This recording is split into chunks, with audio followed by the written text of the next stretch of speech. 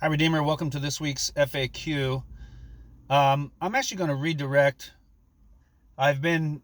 I recently started a kind of a series on ecclesiology. Right? What is the church? What is the role of the church? All these things, and I feel a redirect, and so I'll come back to that.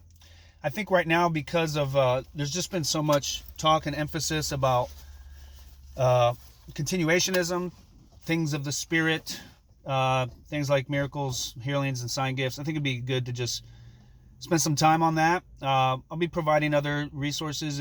Remember that if you get our weekly text in there, there's a weekly resource. I'll provide articles, and I think it's just a good time for us as a church to uh, hang on this, to learn, to read, to pray.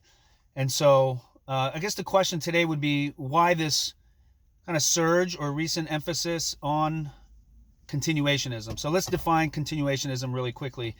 Number one, it's the belief that the gifts of the Spirit, particularly sign gifts, miracles, healings, tongues, prophecy, words of knowledge, and wisdom, continue today as they did in the early church.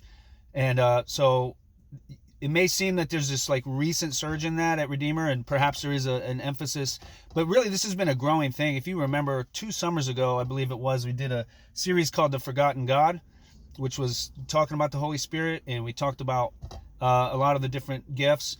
We've been reading books. Many members in our church have been reading books like Practicing the Presence or Beginner's Guide to Prophecy, that kind of thing, by Sam Storms and Jack Deere. We've been going to conferences. This past summer, we did a series on Acts, which we titled Acts of War, and we talked about the unseen realm and the spiritual world and all that.